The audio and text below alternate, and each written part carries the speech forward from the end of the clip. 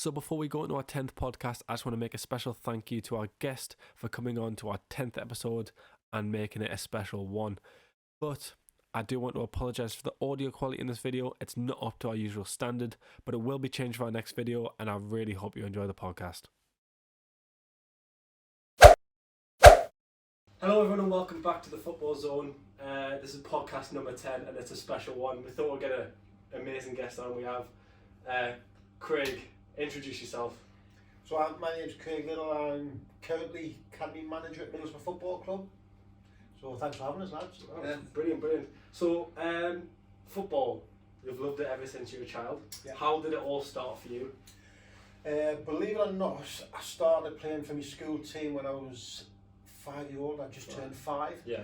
So I went to a school in Houston which had just been opened called St Bennet, which is just outside of Chelsea Street. Yeah. And it was a really small school. I was the first intake of reception as it is now, so we didn't have many players to pick from. So I ended up starting playing in the school team at 5. Yeah. Got my first goal at 5. 10 pence a goal off granddad. So really good. And then from there on, I just obviously stayed in the school team. Yeah.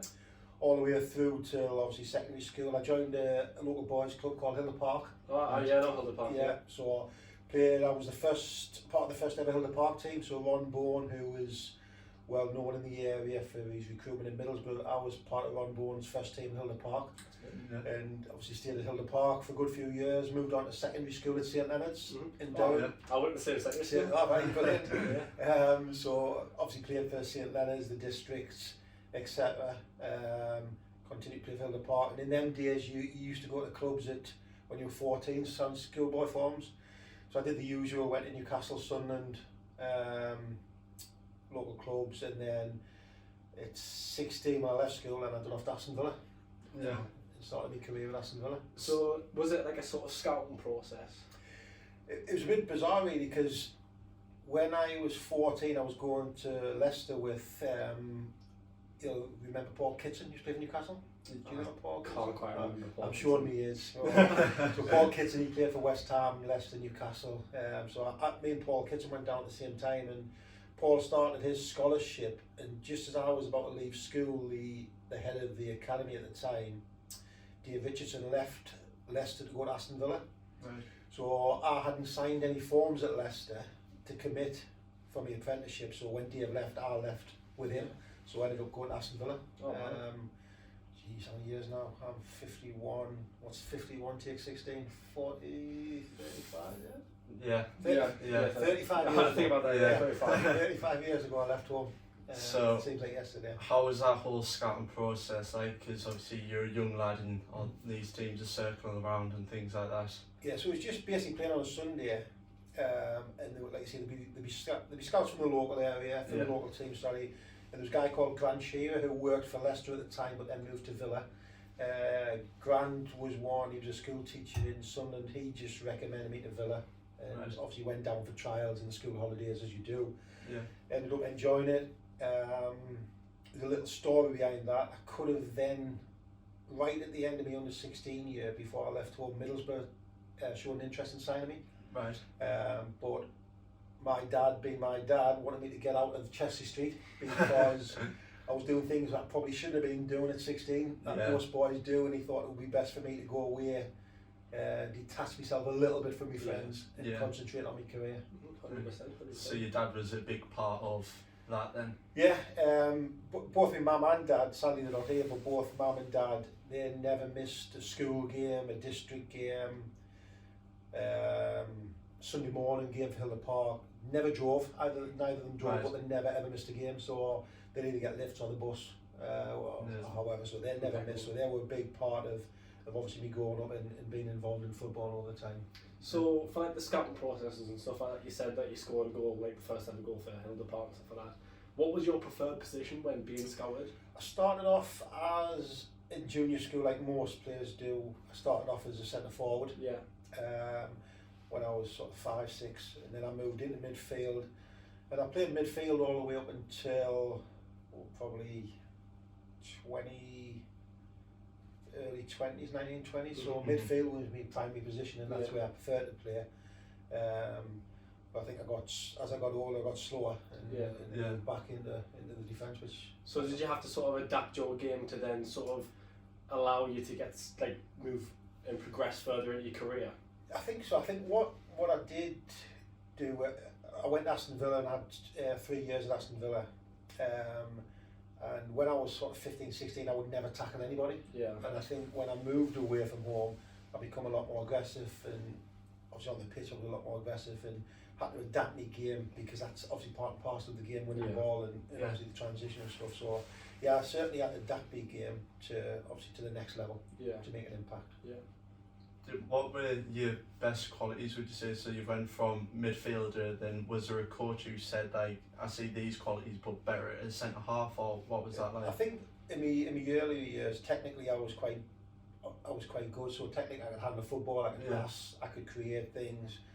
I couldn't really head it at the time. My career my playing career quite evolved a lot. So tackling and heading become a big part of the game as it went on in my career. But in the early days I was more creative, I'd score goals. Right. So that was a big part of my game up until like sort of 19, 20, where I had a little bit of a transition. Yeah. So what was that time at Aston Villa like? Those, what was it, 3 years you said at 3 Aston years. Villa? Yeah, first 2 years absolutely fantastic. Yeah. Went down there. Graham Taylor was the manager, the previous England manager. He obviously left to be the England manager. So Graham Taylor was the manager. Absolutely loved my time there. Petrified of him. So what was that like, Graham Taylor as your boss? It was great because there was a respect there, and not just myself, all the apprentices, we were scared stiff of him. Where nowadays it's a complete different environment. So I'd be petrified of Graham. I had 2 youth coaches called Bobby Downs and Richard Money, who were big influences on my career. So the first 2 years was brilliant. I played a lot of games in the reserves. It's not how it is now under 23s. It was reserve team football. So I was playing with players such as David Platt, Gordon Cowans, really established, Mark Liddle, really established players. So I was playing in the reserves when I was 16, 17. So the first 2 years really enjoyable, and then come home from the summer, it was Italian 90, and Graham Taylor got the England job directly after Italian 90. So went back, new manager was a guy called Joseph Venglos. Right. At that point, the homesickness was starting to kick in. Didn't really, for whatever reason, take to Joseph Venglos. Joseph Venglos didn't take to me. Right. So it become my last year at Villa was a real struggle. For the first 2 were really good. The last year was really tough, and to be honest, I spent the majority of my time coming home. So I'd come home every weekend. Got closer and closer to my mates, who were obviously doing things that footballers can't do in terms of going out and enjoying it. So that year was a real difficult year. But when you're that young, you're not really interested in the future. I'm just basically looking what I'm going to do next week, sort of thing. So that year was a real sort of turning point in my career. So you said you played in the reserve squad for Aston Villa with all these established players. Did you learn a lot from them in terms of like your game and stuff like that, and like how you'd approach each game, or how you'd play in a certain game to prepare for the next game? The big thing for me, and that this is where obviously the position I'm in now, it's a part of the game that I don't really believe in as such now. So the old reserve team, so I'll be learning how to play midfield alongside Gordon Cowans, who was in England international. I'll be playing against, I remember playing against Peter Beagley once. He'd just been bought for £1 million at Everton, and playing against him.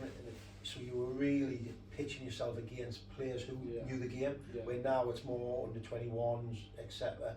And you get a sprinkling of senior players, but every week I was playing against established pros. And it's either sink or swim. So the first 2 years, I was really doing really well, learning weekly, like I said, playing with and playing against experienced players, which only is going to develop you. 100%. Did it end pretty badly then at Aston Villa for you, or was it left on like kind of good terms? That was quite. I think I knew, if I'm being really honest, I knew I wouldn't have been offered a contract at the end of the season, because I wasn't really featuring in the reserves. I was I did actually put a lot of weight on, because I was doing things, probably wasn't living my life right. So I knew it was coming. So we mutually cancelled around about the March, April time. So before the season finished. So I left and come home, and signed for Blythe Spartans at the time. And what was your mentality going into playing for Blythe and coming from Villa, then going to Blythe? What was your thought process with that? I think if I'm again being really honest, which I like to think I am, I think it was just pocket money for me. Yeah. So I wasn't really thinking about my career. I was thinking about I'll earn 50-60 quid a week playing for Blythe. I'll get me, I don't know if I should say this, I'll get me dole money. So I was getting dole money, I was getting 50 or 60 quid for playing for Blythe, living at home wasn't, so the money I had was just my money to go and enjoy myself for the weekend with my friends. So that's all it was at Blythe for the first year. So again, put more weight on, become more unfit, and it was only heading one way, and my wife will always take the credit for this. So I was sort of playing for Blythe, enjoying myself, enjoying life probably too much, and then I met my wife and changed my lifestyle. So rather than going out Saturday Sunday with the lads, I would be out with my girlfriend and for meals and stuff. So obviously slimmed down, got fitter. Then Middlesbrough, Ron Bourne, who I'd known for a lot of years previous, Ron Bourne watched me in a Blythe game, done well, and then invited me in for a trial at Middlesbrough. So the sort of mentality shift there. So you're Blythe, the 3rd division side at that time, something like that? Yeah, Blythe, no, they were Northern League, 1st division actually. Alright, so it was a real low level. Yeah, so that sort of mentality to go from that level to then Middlesbrough, how did you sort of prepare yourself for that? It's a strange one because when I made my debut probably a year later, so I was playing at Blythe, obviously met my wife, slimmed down, went on trial for Middlesbrough. I was playing in the reserves with players like Craig Hignett, Tommy Wright, etc. So again, first team players at Middlesbrough, so I was playing the reserves with them. And to be fair, I was doing okay, and I was sort of confident myself. I was fit, so obviously my ability then was coming through more than it would have been if I wasn't in the physical condition I was in. So I was quite confident at the time, and what happened is it got to the end of the season, so I was on like a trial for about 6 weeks, enjoying it, playing well. Lenny Lawrence offered me a contract to go and sign for Middlesbrough. So that was on the Friday. On the Sunday, Lenny Lawrence got sacked. So my world was just sort of turned upside down in an instant. So Lenny got sacked and Brian Robson was appointed manager. Right. So again, Brian obviously wouldn't sign me until he'd seen me. So Brian gave me a short-term contract, 3-month contract. So it was a little bit of trial again. But again, I was in physically good condition. Obviously playing, went into pre-season, trained really hard, got myself fit, started to play the games in pre-season. And I think after about 8 to 10 weeks, I was then offered I think it was about a 2-year contract off Brian. So that, and again, you've shown yourself. And that was a huge boost. So you've got this legend of the game, ex-England international, who's shown faith in me, so he wanted to sign me. So that was a real. Did you feel very confident going into that sort of second trial period? You know, one manager said yes, we want you, then you had to showcase your talents to another manager. I think I was a little bit apprehensive, but on the flip side of it, I knew I was sort of competing previously, so I knew if I went in and did the same sort of, played at the same level and trained at the same level, then I think I would be okay. What sort of key lessons did you learn during that process at Middlesbrough then? I think, and again, I see it more in my role now, is self-confidence is huge. It's been so undervalued, especially in my era. So we've got now psychologists at the club, full-time psychologists. At the time, sort of Robbo, Viv Anderson, Gordon McQueen, who were all big legends of the game, they actually believed in me. So Gordon McQueen was ex-Scotland international, played in World Cups. He was my reserve team manager, and he believed in me, and I think that gave me the confidence to then go on. So that confidence, like I said, it's huge, and I think just by having that confidence, that enabled me to progress and obviously play at the best of my ability. So you said like how there's so much change now with psychologists, physios, medical staff. Like, so what's the difference now as you're like at an academy level at Middlesbrough? What's the difference in terms of that compared to your playing days? I think in my day, you basically had your coaches, and they were just starting to bring sport. You had a coach as a physio, and they were just starting to bring like a fitness guy in. Yeah. So now we've got obviously just in the academy alone, we've got 34. I've got 34 full-time members of staff. Yeah. So I've got sports scientists, I've got analysts, I've got psychologists, Nutritionists. coaches, nutritionists. Yeah. So all that side of the game. So I just spoke about this morning to a guy who come in. He was a scholar at Darlington, and he come in and just to show him, he just wanted a tour, and I just showed him what we did, and he couldn't believe how far it's advanced. Yeah. So basically, the on the grass actual coaching, the sessions are still the same, but it's everything else that's wrapped around it. So your nutrition, your conditioning, there's no hiding place now. So after every training session, the 18s and 21s, I'll get a report on the distance they've covered, the sprint distance, accels, decels, everything's sort of given to you and handed to you. So there's no hiding place for the players. Everything's there. Where in my day, you basically played your game, got showered and went home. If you scored a goal, you had a good performance. Great, yeah. It overlooked the amount of run you might have done in the game. Yeah, and like I say, it would have been great to at that time to have everything they've got now. Yeah. But like I said, we didn't know anything different. Yeah. It was just that's how the game's advanced. Yeah. And you look at the paper on a Sunday morning, if you got a 6 or a 7. Yeah. How do you think the kids of today, the ones that you look after, would adapt if they were playing in your day? Do you think there would be a massive difference for them? Yeah, I think culturally now everything's changed. Like socially, the boys, they've got so much knowledge now, the players. So it's not a case of it's you do this, you do that. They're presenting things to us, what's gone well for them, what hasn't gone well. So I think a lot of them would find it incredibly tough back in the day if they were to put in the situations we were put in, and like society was different. And I think a lot of them would have crumbled. Like the manager screaming and ranting and raving in your face was common nature. That happened all the time. Now you've got to be really careful what you say, and you always thought in the back of your mind, you've got to be meticulous. You can't just go ranting and raving and screaming, which is what it would sort of crucify some of the kids. Especially at the lower level. Maybe at the highest level in the Premier League and stuff like that, you can sort of shout at them. But at the lower levels for kids, you need to sort of reinforce and sort of build the confidence to be able to apply the skills instead of just shouting at them, because that will eventually just do more. Yeah, 100%. We had a game at the weekend against another academy side, and it got a little bit heated in the times, and their coaches were, the information their coaches were getting, I wasn't quite in tune with. I thought it was really old fashioned, and it just didn't sit right. I've never seen that for a long time. I'm not mentioning the club because it'll not be filmed. Just to jump back onto your playing career, obviously your time came to an end at Middlesbrough and then you jumped to Darlington. What was that transition like from Middlesbrough to Darlington? Pretty smooth really. I started out at Middlesbrough. I actually made my debut the year after I joined, so we won the league and I made my debut live on the TV against Tranmere. And we drew 1-1 that game. So the following season we played in the Premier League. So within a year, I made my Premier League debut against Leeds, same day as Juninho. I think there's a photo on Google Images that he walked out the tunnel.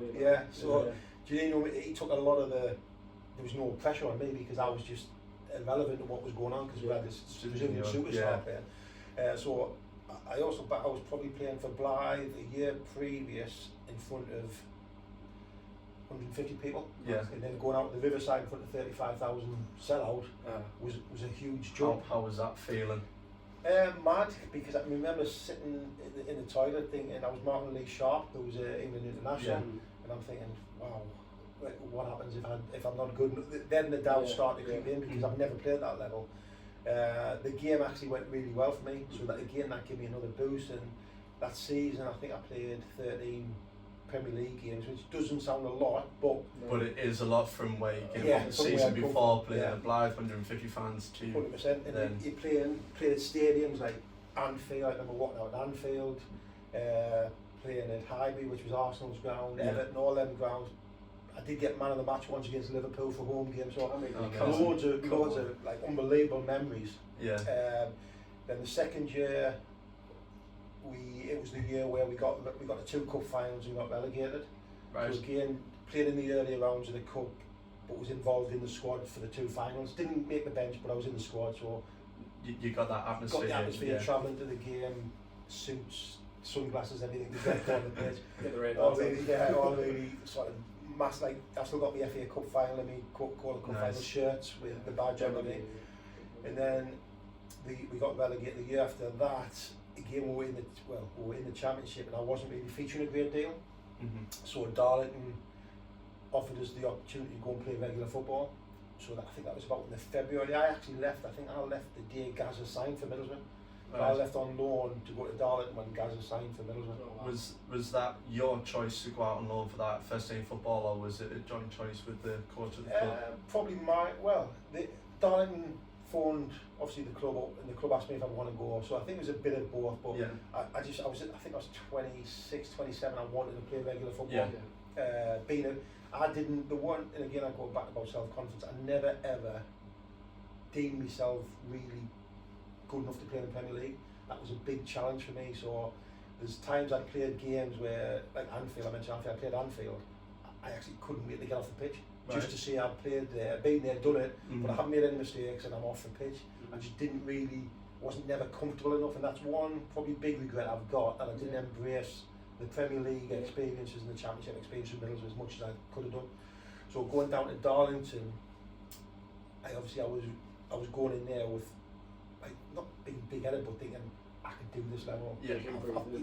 So I went in there full of confidence, and I went in February, played there at the end of the season, and Hodgie, who was a manager, David Hodgson, it was the end of the season last game, so we all had a drink, as you did back in the day. The cans were on the bus, and he sat us down at the front just before we got back to Darlington, and I'd agreed to sign. I can't remember this, by the way, but I'd agreed to sign from the following season if he could agree terms and stuff. Middlesbrough, and that all got agreed, and then obviously I signed for them full time the following summer. That summer signed. Do you think you had vodka in your beer can instead of actual beer? Yeah, I've got me doubts of what Hodgie had done that night.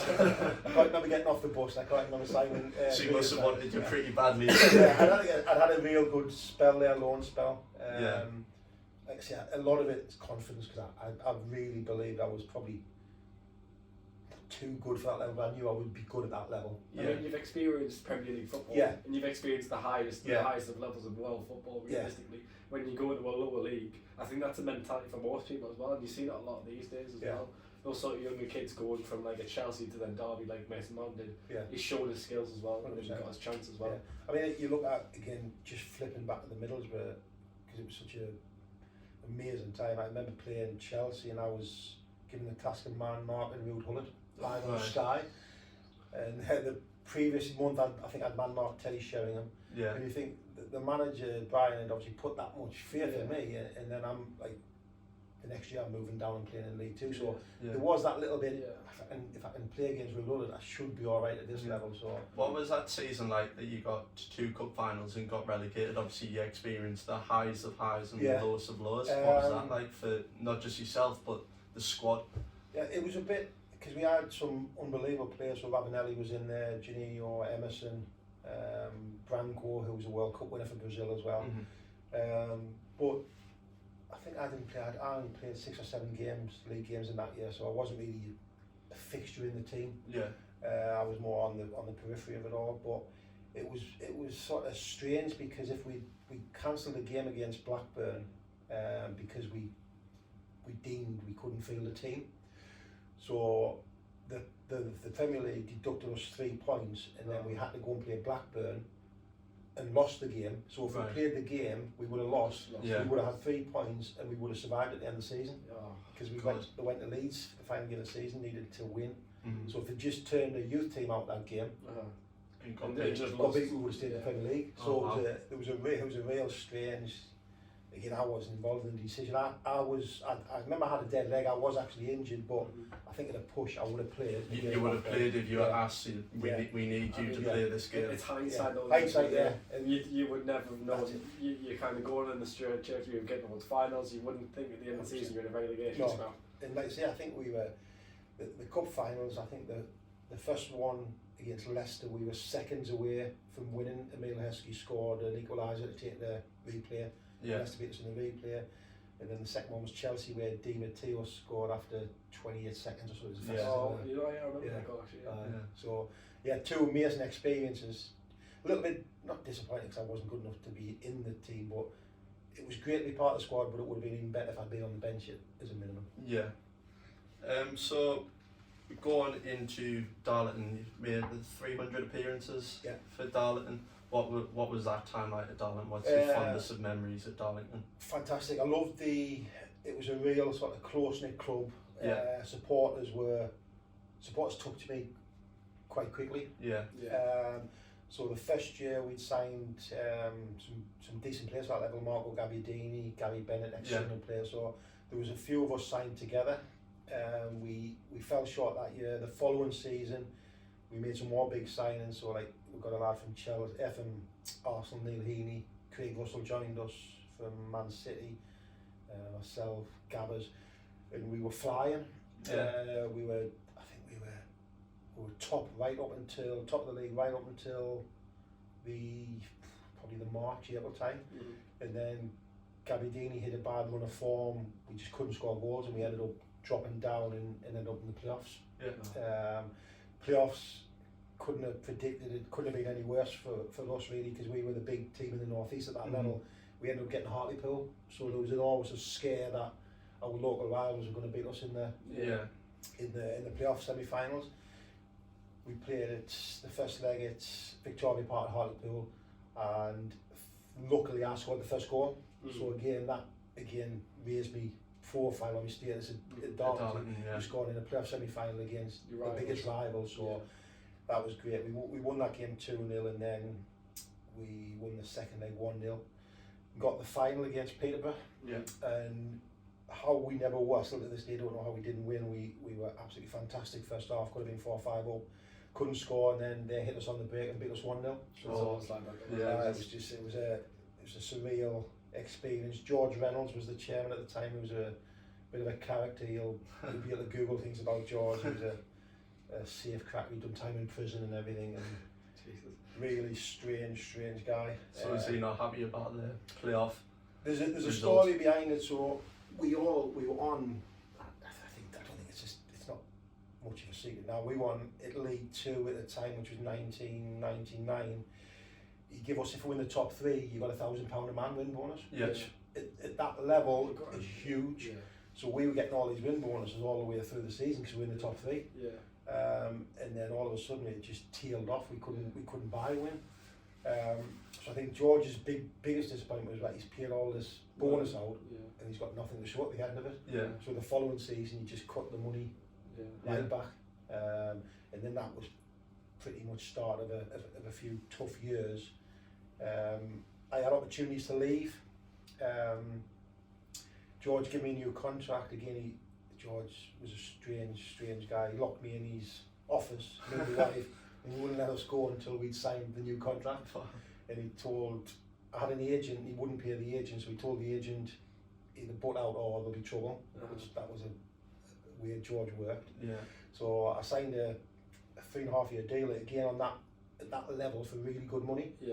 After about 6 weeks, George decided he was paying us too much money for this level, so said you can go on a free. So I spoke to Hull, went to meet Jan Molby, Hull manager, spoke to Sheffield Wednesday, I think it was Preston. There were about 5 or 6 clubs who I'd spoke to, we agreed terms at Hull. Then when George found out, he changed his mind. He said, well, if Hull want you, they'll have to buy you. And that wasn't the agreement come up with. So George knocked it on the head, and I just said, right, I'll sit on my contract for 3 years. I'll do everything I can. I'll still give you everything. And for 6 weeks, George my daughter had just been born. She was like maybe 6-7 months old. So he'd ring at 6 o'clock in the morning every morning, and he'd ring at midnight every night just to try and disrupt the family. So he'd ring up he'd pick the phone up, hi George, right, just checking you all right, yeah, I'm fine, chairman. Bang, that was it. And then 11 o'clock at night to try and wake the kids up. And then after 6 weeks, he just gave up because he wasn't getting anywhere with it. He wasn't getting the reaction he wanted. And then after that, I actually got on all right with George. After that, he knew where I stood, and he knew where he stood. He wasn't going to win. The supporters did a petition to keep me at the club. I saw something that the supporters were a real fan of you. 70% football photos did a poll. 70% of the fans voted you cult hero. So it was like I think I did 9 seasons as a player and like over 300 games, and it I think the fans appreciated what I did in terms of didn't leave when I could have left. I used to leave everything on the pitch, which is what North East supporters want. 100%. They can live with that. Yeah. So I think they appreciate me just as much as I appreciate what they did. Yeah, 100%. That's great. So shifting away from the sort of player career now, going into the sort of manager side or coaching side, how did that all start for you? Did you know you wanted to go into the coaching before you retired football, or? Yeah, so back in 2000, so 22 years ago now. So back in 2000, I started to coach while I was playing at Darlington. I started to coach at Middlesbrough part time. Right. So I would go and coach at Middlesbrough on an evening. So I think I did start off with the under 9s. I think so. I used to coach on a Wednesday and a Friday evening, and the games on a Sunday. So I started to coach part time then, and then just continued that throughout the end of me to the last days of my playing career. So I was coaching part time at Middlesbrough. When I retired, I then went into Sunderland part time because obviously Sunderland's a bit closer to me house rather than Darlington. So I went into Sunderland part time, and I actually got a job at Darlington College as head of their football. So that was sort of my first full time job in coaching. So standard was pretty average. So we were, I think when I first started, we had 130 kids on the course. So the standards ranged from very good level to very poor. That's not being disrespectful. That's just how it is. Yeah. And worked with Graham Jones, who's the first team coach at Newcastle now. Right. Me and Jonesy worked in the college together. And then what happened after that? There was a job come up at Darlington as the academy manager.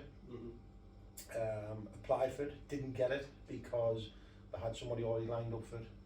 And then that guy then changed his mind. So I think it was fate, really. Yeah. So he was a lot more experienced than I was. So I understood the decision that they didn't offer it to me. I was disappointed, obviously. But he obviously then decided he didn't want to do it. So fate brought you back to Darlington. And I went in there as academy manager. So that's where sort of my full-time professional coaching career started at Darlington. So were you sort of academy manager, were you overseeing operations, or were you coaching kids on a daily basis? So at Darlington at the time, there was sort of myself, who was the academy manager, Neil Madison, who was a coach, and a physio and a secretary. That's what we had. So there's 4 members of staff. So I would coach the under-18s every day, and then oversee the 9s to 16s. So in that first batch of under-18s, I had a lad called Michael Smith, who's currently at Sheffield Wednesday, Curtis Main, who's in Scotland now. So they were my first sort of ones who come through, and then after that, Dan Byrne, the Newcastle centre half, come through. So we signed Dan from Blythe Town as like an overage first year scholar. And Dan, I don't know if you've seen any of the clips and stuff. Dan's he sort of gives me a lot of credit for his career. It's absolutely nothing to do with me. He was so dedicated. So Dan would train at Hoffel College at Durham. Dan would get a bus to the train station at Cramlington, then the train to Newcastle, then the train to Durham, and then walk to Hoffel College. And he was never late once. He's so dedicated. Hoffel College, the farmer? Yes. I was my brother was It's a veterinarian college, isn't it? Is that how he ended up losing his finger? No, he done that. He had a. How did he do? He just told us this story. Do you know what? Right, I was watching like Newcastle start the season. Didn't even realise that when he first signed in in January. I was like looking on TV. I had to pause the game to see if he genuinely lost his finger. He hit it on a swing or something when he was younger. But Dan, when he first came in, he was very raw, and I used to be honest. He was 6'5" at the time, technically very good, but he wanted to do everything that I didn't want a centre half to do. So there was times that he must have hated me at the time because I was on his case all the time. I remember one day he come in and said, just what do you want us to do? I said, all I want you to do is head it, kick it, and give it to somebody else. Just defend. Once you get the basics of defending, the rest of it will all come natural because you're technically a very good player. And to be fair, he went on and then got into the first team later that season, and then he's gone on to have the career he's had. But if there's ever an example of a kid who dedicated himself and got everything out of his ability, Dan's a man, and top kid. Do you give that story to the kids that you're in charge of today about Dan Byrne and how he developed himself and how he conducted his business? Probably not as much as I probably should. I get a little bit embarrassed about it because he does sort of say some nice things when he first signed for Newcastle. Yeah. So probably not as much as I probably should, but I do mention his rise to where he got to, and like I say, it's all, for me, Dan got to where he is because of his dedication and his application. Yeah. So he is one of the examples who I'll use to kids who are aspiring to be a footballer. We did read that, and he had some very nice comments to say about you and how you support him. No, he's an absolute diamond of a kid, and he couldn't happen to a nicer kid, to be fair.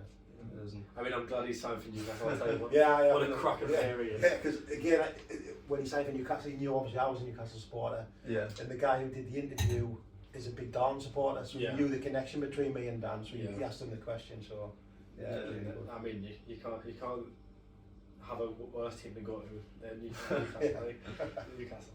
During your early days of coaching, what were your main challenges? You know, transitioning from being that player to then the coach. What were your main challenges that you faced on? I look back now and I was probably embarrassed how sort of aggressive I was as a coach when I first started out. Right. So, but again, for me, that sort of mentality rubbed off on my team who I was coaching. Yeah. So the 18s, we had unbelievable cup ones. We got to the FA Youth Cup 4th round and played Arsenal away. This is like, you're talking Darlington, who are a real lower level team. Yeah. We ended up playing Newcastle, got beat 3-1 in the Youth Cup. So the teams that we put together were very fit, very disciplined and committed. And I think that was my coaching style at the time. Yeah. So I was probably over passionate, over committed, and I hated losing. Yeah. So I reflect back now to what I was then, but it served a purpose, and it got kids a career. That's kind of what you were used to in your playing career, wasn't it? That's how coaches were with you. Yeah, and it's as time evolves and you get a bit older and you sit back and you think, wow, was I really that tough on them? And but the standards, I said, if for instance the jobs, if they used to have changing rooms out and clean balls, and if they weren't at the standard, I would be running them up the steps at Hoffel College, like 140 steps as a punishment. Yeah. But that, for me, that instilled a lot of good things into them. And if it worked, it worked. It worked, yeah. I think now you couldn't do that nowadays because you'd be getting all sorts of safeguarding. So HR's on top of you, is that? Don't do that now, but like I say, it served a purpose, and I think looking back, it was probably good for the set of players I had. And I'd like to think, even now, I'm still in touch with Dan. I'm still in touch with a lot of the players who I coach with, which tells me they've actually forgiven us for being so harsh. But I think they benefited from it. No, that's great. That's great. Yeah. Obviously, you know, you got your position at Darlington, and you had a few spells as caretaker manager as well, whilst Darlington were going through the administration period. What was that time like? Obviously at the club it was quite difficult. I think the final time was the toughest. I did it previously when I think Mark Cooper lost his job and Colin Todd lost his job. So I had 2 interim spells as a caretaker, but just 2 and 3 games, which is it's not a career I've ever wanted. I've never wanted to be a first team manager. Right. So it was always a stopgap, and I also made it clear to the chairman at the time it's a stopgap until the new manager come in. So I did the first 2, and then the third time was I think it was Steve Stone had been sacked, and they asked me to take it on, so I took it on, and again it was only meant to be for 2 to 3 weeks. And what happened then was the chairman then decided he was going to withdraw his money from the club, so the club then went into administration. So it was basically, there was myself, the club secretary, I think that's about it, who was left at the club. So basically I was first team manager for 5 months and academy manager. So how it worked, I would do the first team in the morning, so I'd coach the first team in the morning, I would then coach the youth team in the afternoon, and then work with the 9s to 15s on the night time. So it was like, so you had a lot on your plate. So it was like 3 different, 3 full sessions as well. Though. So it was like manic, but I look back now and it give me a real good insight for the position I've got now. Because I was like doing everything. So that it was a real challenge, but the aim was just to get to the end of the season to keep the club afloat. And like I say, we got relegated into obviously it would have been the Conference North. We got relegated, but then the club obviously went into liquidation and they had to reapply, so they dropped down the league. So I read that you re-signed back as a player as well at one stage. I was very, very close to playing because I joined in a few sessions and a couple of we lost all the players because they weren't getting paid. So the players hadn't been paid for 4 or 5 months. So the players who stayed with us, which I've got the utmost admiration for, they weren't getting paid. Yeah. So they're just getting contributions from supporters. So basically the youth team players, because they were still getting paid because it's slightly different how it works. So the youth team players were playing. And I just thought I might be needed for my experience. So we had the shirt printed and everything. I was going to play against, actually it was Fleetwood. Yeah. Jamie Vardy was due to be up front. Was he? Yeah, and I think that probably made me mind up. That probably not a good idea. You saw him down in 2 Red Bulls and you're like, no. Yeah, so go on, so get on the pitch. Yeah, so I think what I was thinking of, I was trying to play in my mind what was best, because if I played in an 18-year-old was left out for a 40-odd-year-old fella, what impression am I giving him? That I'm obviously giving him no faith whatsoever. Yeah. So I spoke with the secretary at the time, and I just decided, no, it's not the right thing to do. Yeah. I probably would have gotten a great ovation from the fans. I could have looked great, but I probably would have gotten my backside tore out of Jamie Vardy. Yeah. And the kid would have been absolutely devastated. So we decided not to do that, thankfully. How did that game go? Did you end up? We actually got beat 1-0, and Vardy didn't play in the end. Did he not? No, it actually, that day was, I signed Jordan Pickford on loan from Sunderland. So it was Jordan Pickford's first ever professional game. Oh wow. Because I'd known Jordan, because I coached Jordan when he was under 12 at Sunderland. So I'd known Jordan, we could only sign players under 19. Yeah. So Jordan was the youth team keeper at Sunderland. So we actually signed Jordan to come in, and that was Jordan's professional debut. You managed Jordan Pickford as his first professional debut. I mean, that's something that you can take. The current he's a good, to be fair, England number one. I see him, I don't see him a lot, and when I do bump into him, obviously he's an absolute great kid as well. Yeah. Great kid. So how was his performance on his first game? He was unbelievable. He come, I remember he took a cross. There was a big guy called Richard Brodie, and bear in mind Jordan was 18 at the time. Yeah. Richard Brodie was 6'4", man mountain, and Jordan just come and took a cross in the first minute, and everybody looked at me and just like nodded their heads. He was accepted straight away. Yeah, he's got something about him here claiming that ball. Super confident. He made mistakes, but he was an 18-year-old goalkeeper, which he was going to do. But I'd like to think that spell gave him a real good grounding as to where, and he went. His next one was the league, so he stepped up after that. But really good for him as well. So you said like you could see in that game, like he was a quality goalkeeper. Could you have predicted of how far he took his career? I knew he was going to be. You knew he was, even at 12-year-old, he was top drawer. Yeah. I can remember once, and you'll probably not remember this, Jordan, but at the end of the training session, it was a Saturday morning, and bear in mind Jordan was 11, under 12. Somebody's crossed the ball, and I've volleyed it, and I've hit it as hard as I could. I hit it sweet, and Jordan just tipped it over the bar. Yeah. But obviously, he thought he broke his wrist. Yeah. Because obviously, he's a young kid, and I'm a grown man. And I'll never forget, but he was at that age he was still very good then. Yeah. But then at 18, he was confident, mature. His kicking was unbelievable then. Yeah. So, and then when I went back to Sunderland straight after my Darmstadt, Jordan was like the under 21s keeper, but he used to play out quite a bit because he was as good as some of the outfield players. Yeah. But you knew he had. I certainly knew he had something special. Yeah. Could I predicted how well he has done? Probably not. Yeah.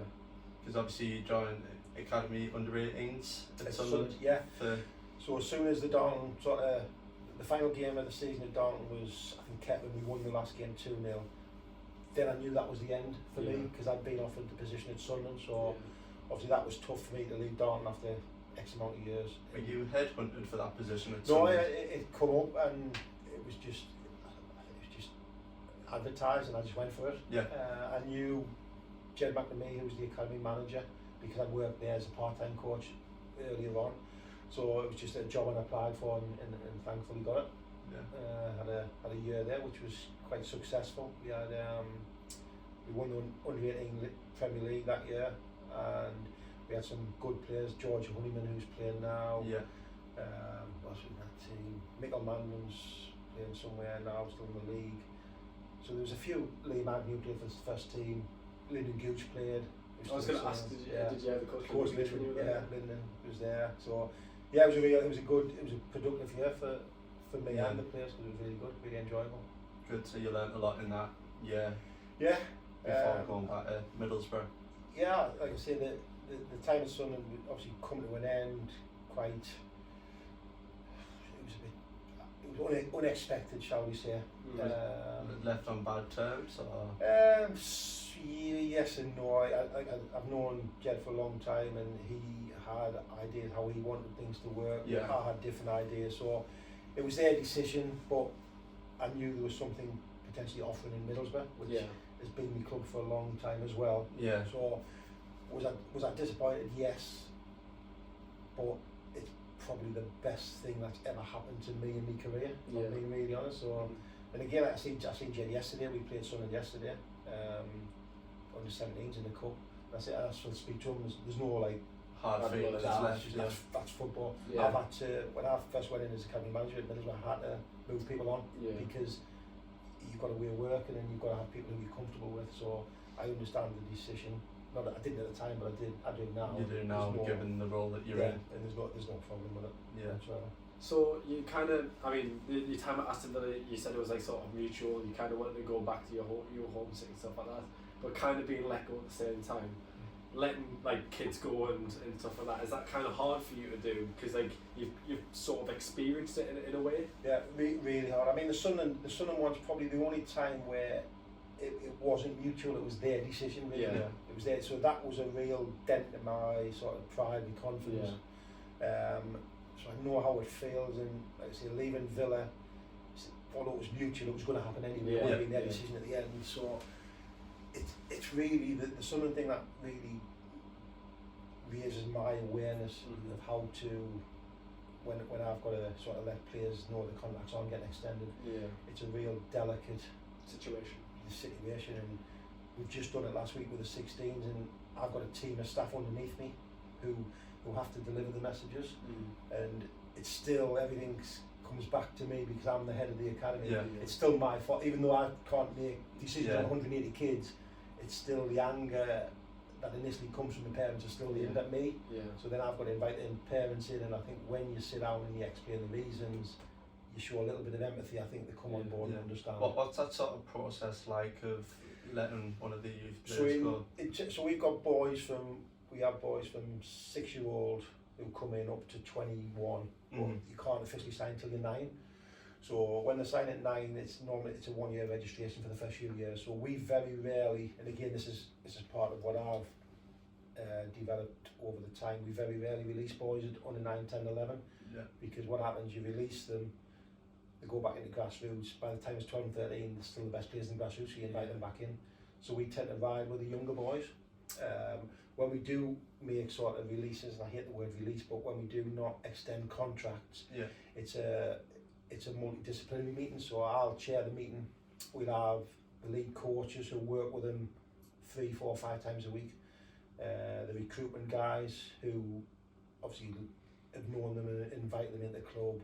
Science, medicine, and education. We all sit around the table. Right. There's a discussion.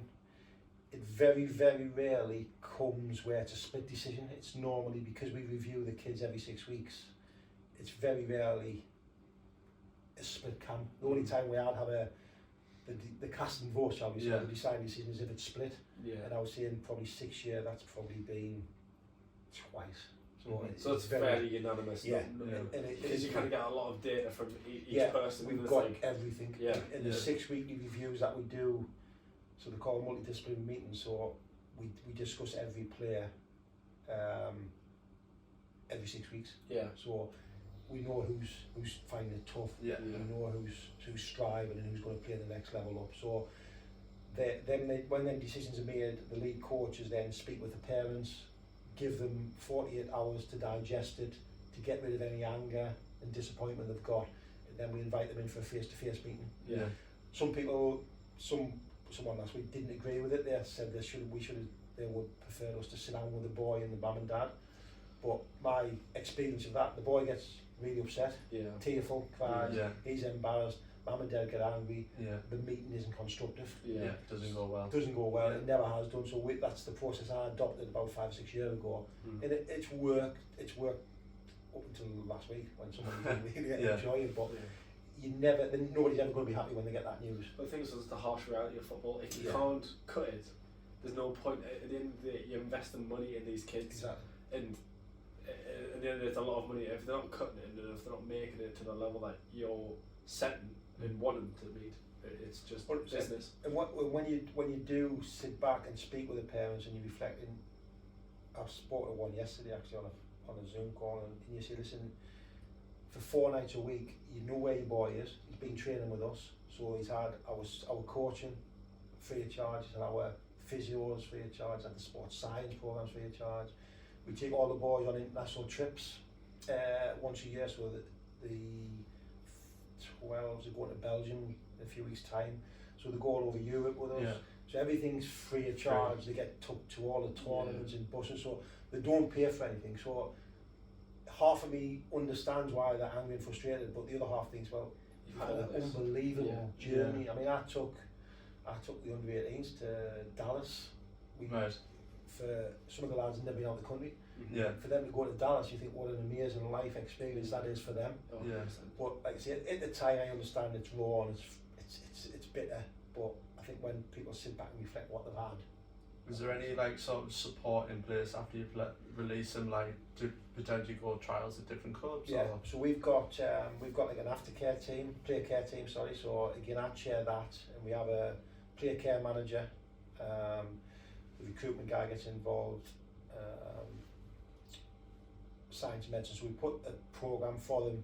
We send all their analysis clips out because every time they play on a Saturday, it's all videoed. All the training's videoed. So we put all the training clips and match clips together, and then we send them out to relevant clubs at the higher age end. To try and help them in the next age. So last year we didn't offer 7 of the scholars, we didn't offer them professional contracts. Sorry, 7 of the under-16s, we didn't offer them scholarships. So leaving school, and all them 7 got professional clubs elsewhere. Amazing. So the system system to works. So a few went to Hartlepool, one went to MK Dons, one of the lads went to Carlisle. So they all got fixed up, and I'm pretty confident the ones who we've just given the news to last week, I'm pretty confident all of them will get fixed up as well. So do you explain that in those sort of meetings? You go like, look, we've got this, like this has happened, we're releasing your book, we've got this aftercare plan, this is the sort of success rate of people that have been here previously and not cut it, but they've actually still made it in other clubs. And that's exactly what we do. We'll bring them in when they've settled down and give them all that. And I think when you give them that, they then realise, and what we see is it's opinions. What's not deemed we're looking for, it doesn't necessarily mean Sun and Newcastle, somebody else. It's just about opinions, and unfortunately we don't see. And again, what we do look at is, for instance, an under 16, we look at who's in the under 15s in the same position, who's in the youth team at the same position. Is he going to get? There's got to be a pathway.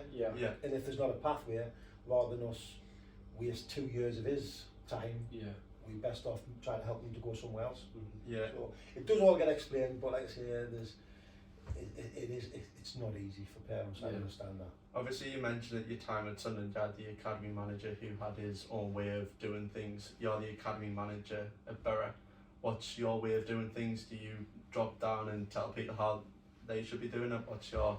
Well, I'd like to think I'm quite trustworthy with my staff. So I've got 6 heads of departments who work under me. So I've got the head of coaching, the head of science, the head of medicine, head of operations, head of coaching, and head of education, welfare, and recruitment. So I've got 6 departments who work underneath me. So they're reporting to me monthly. So we have monthly meetings. So they're reporting to me monthly, and we just discuss sort of every department, what's going well, what's not going so well, what's up and coming. And they'll just run things past me, and 9 times out of 10 we're on the same wavelength anyway, because we work together for so long anyway.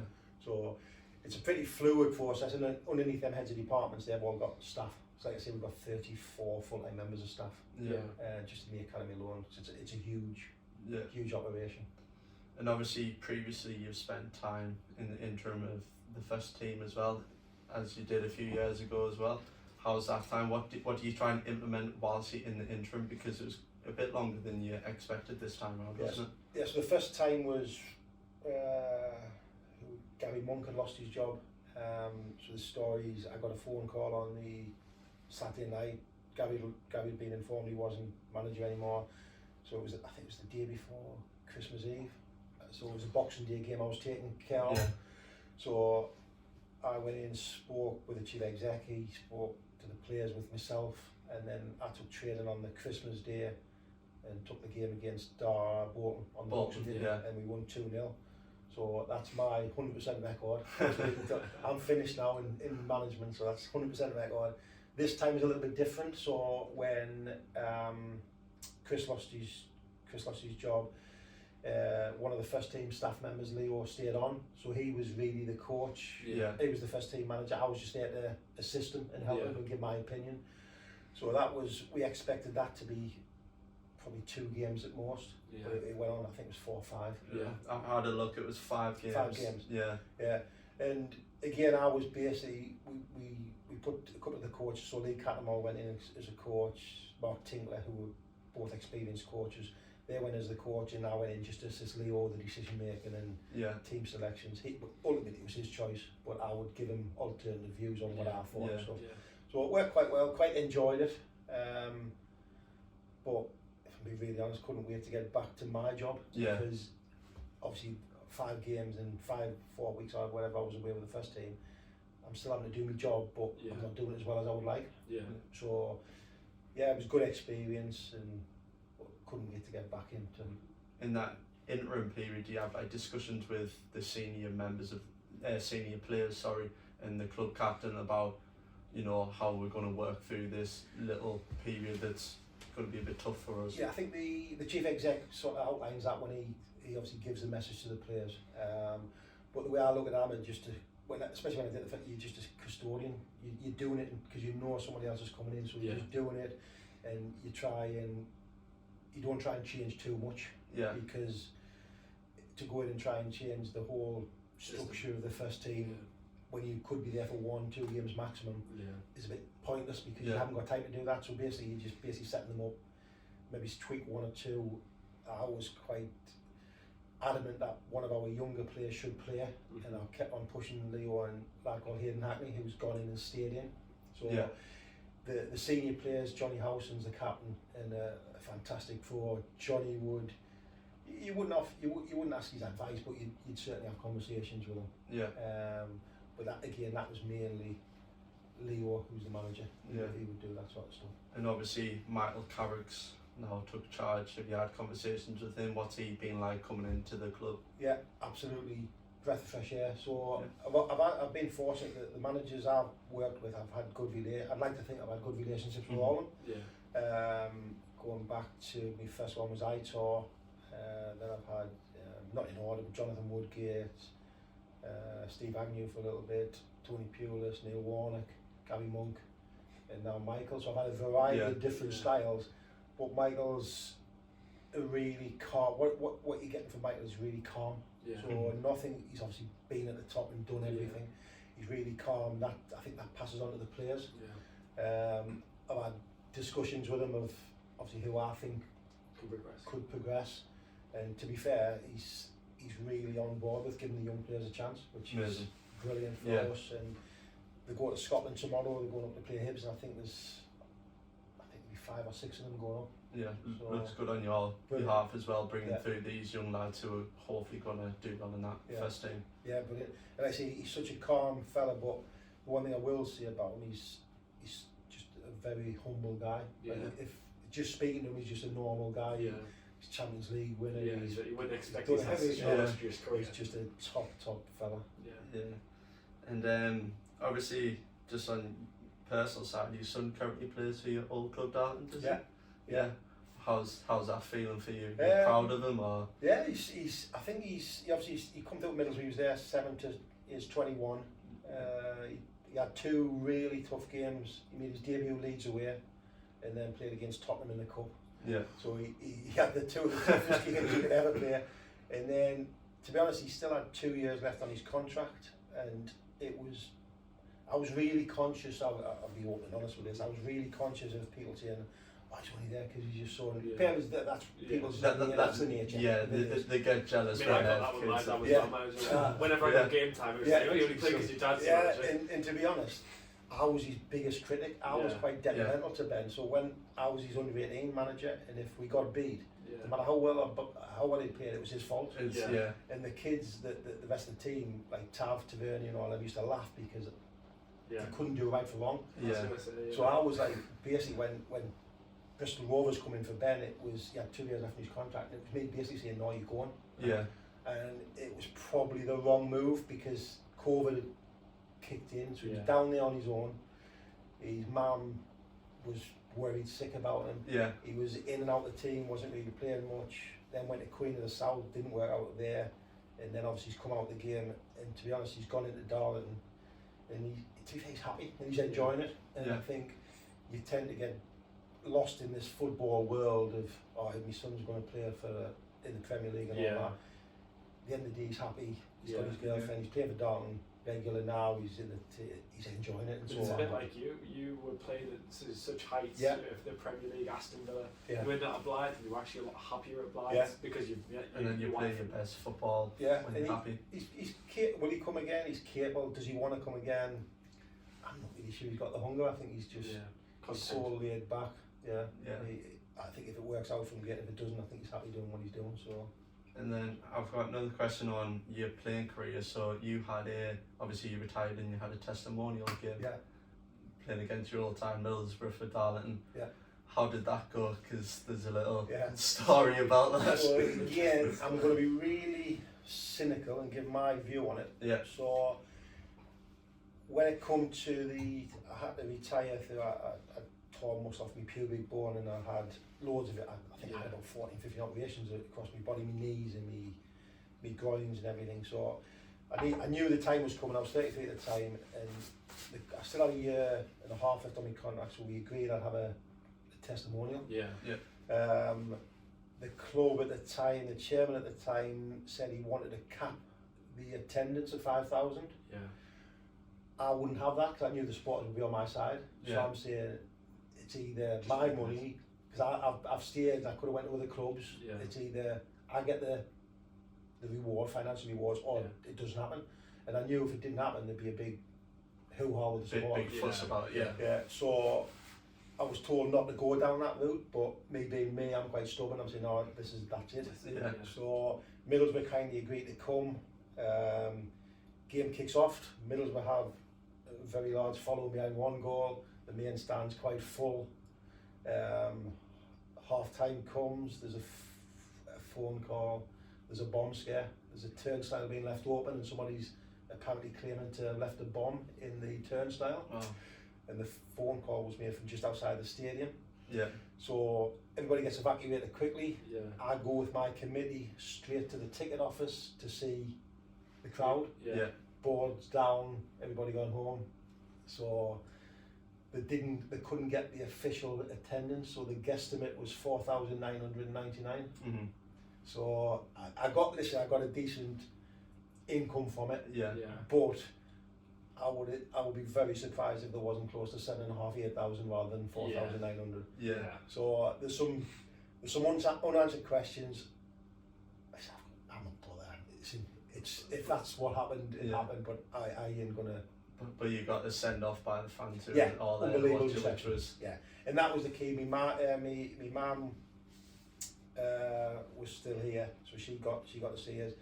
My daughter and my son and my wife obviously walked out on the pitch, got an amazing reception off both sets of supporters. So from an emotional point of view, it was an absolutely special day that I'll never forget. But there's obviously a little bit that niggles at you. That's life, I suppose. So to top your sort of playing career off, what was your favourite moment throughout your career? It's hard to distinguish one, but I think playing at Wembley has to, because as a kid you always see the FA Cup finals and stuff, and playing at Wembley, the national anthem, singing your mum and dad and my son, my daughter wasn't born at the time, my son, my wife in the stands, that was really emotional. My Premier League debut, special. Playing against Newcastle, being a boy in Newcastle was special. So I played at Anfield, so I've got that many really unbelievable memories. Yeah.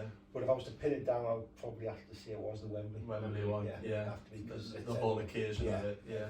I mean, we did lose, but it's the pinnacle of like stadiums in England at the end of the day. It's Wembley. Yeah. Was that pre sort of? Was that old Wembley sort of? Yeah, the Wembley. So yeah. we actually played on the Friday night because Brazil played England on the Saturday. So we put ours because normally Saturday, Sunday, Monday. Yeah. We played on the Friday night. It was the old. I think the old Wembley got. It was 2000. So whenever the old Wembley. Yeah.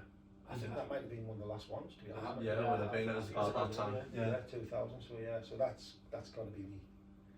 Up there. Yeah, it's got to be. Yeah. Yeah. But I think that's all of our questions. Yeah. Actually, I think we've got 2 questions. Alright, to top off because we kind of want to do this with all of our guests that we've got on here. Yeah. We've got 2 T-shirts up here, Messi and Ronaldo. Yeah. I don't know if you kind of follow the sort of Messi Ronaldo thing. Yeah. You're a man of football yourself. Yeah. Who would you say is the best? Somebody asked me at the weekend, and I said you can't compare because they've got different play styles, different traits. Yeah. So Messi is all close skill and manipulative, and Ronaldo is about power, strength. Yeah. So I don't think you can compare them as such. But if I had to pick a favourite, I'd go Messi. Yeah. I mean, we're both Messi boys ourselves. To be fair. Or you can go with the third option, which is Lascelles. Jamal Lascelles. We put that just up there for you. No one knew Newcastle supporter. But also, who is the most famous person that you know? Most famous person? I had a laugh out this the other week when I was out with the lads. So I go out with my mates once a month just for bites to eat and a few drinks. Yeah. And my phone book, so in the contacts, who's the most famous? Oh, it's loads.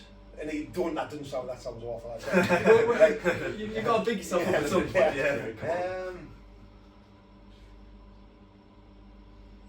Peter Beasley, because he's Newcastle. Wow, Peter Beasley. That's pretty big. That's pretty big.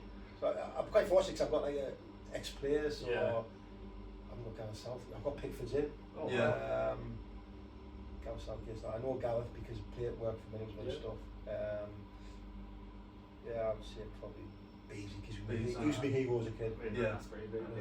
But I'd say that about wraps up today's podcast. Thank you so much, Craig, for coming on podcast number 10. Remember to like and subscribe. Leave any comments down below. Instagram and TikTok is linked. But other than that, thank you very much for watching.